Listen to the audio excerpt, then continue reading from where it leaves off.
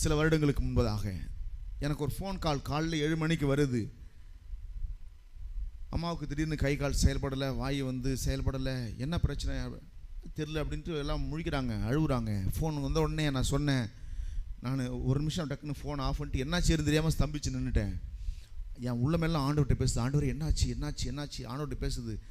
ஆண்டவர் உள்ளத்தில் ஒரு வார்த்தை கொடுத்தாரு, உங்கள் அம்மாவுக்கு சுகர் அதிகமாகிடுச்சு, வேறு ஒன்றும் இல்லை, சரியாகிடும் அப்படின்னு ஆவியன் உள்ளத்தில் என் மனத்தில் கொடுக்குறாரு. என் தம்பிக்கு உடனே ஃபோன் அடித்தேன், சொன்னேன் அம்மாவுக்கு சுகர் அதிகமாக இருக்குது, வேறு எந்த பிரச்சனையும் கிடையாது, பக்கத்தில் இருக்க ஜிஹெச்சில் போய்ட்டு அதை மட்டும் கன்ஃபார்ம் பண்ணிவிட்டு நேராக அழைச்சிட்டு இங்கே வந்துடு அப்படின்னு நான் சொன்னேன்.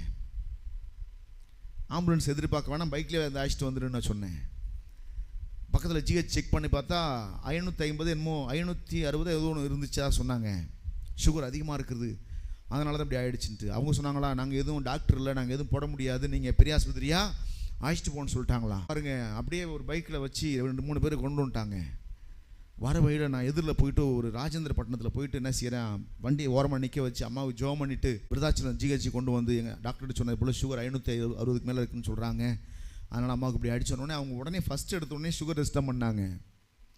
அங்கே பார்த்தா 150 160 இருந்துச்சு, அவ்வளோதான் இருந்துச்சு. அவங்க சொன்னாங்க கம்மியாக தான் இருக்குது, நீங்கள் அதிகமாக இருக்குதுன்னு சொன்னீங்க அப்படின்றாங்க. இல்லைங்க அதிகமாக இருக்குன்னு நாங்கள் ஜிஹெச் செக் பண்ணி தான் வந்திருக்கிறோம். அதிகமாக இருந்தது உண்மையாக இருந்திருக்கலாம், ஆனால் என் தேவன் அதை குறைய பண்ணினார். அவங்க கேட்டாங்க, ஊசி எதாவது போட்டிங்களா? ஊசி போடல. மாத்திரை கொடுத்தலாம்? மாத்திரை கொடுக்கல. அப்புறம் எப்படி சரியாச்சு?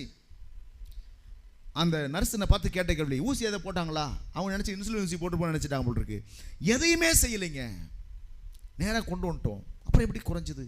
அந்த தேவன் தான் நம்முடைய தேவனாக இருக்கிறார்கள். இனிமேல் எங்கள் அம்மாவை கை கால் வராதுன்னு அநேகர் நினைச்சாங்க.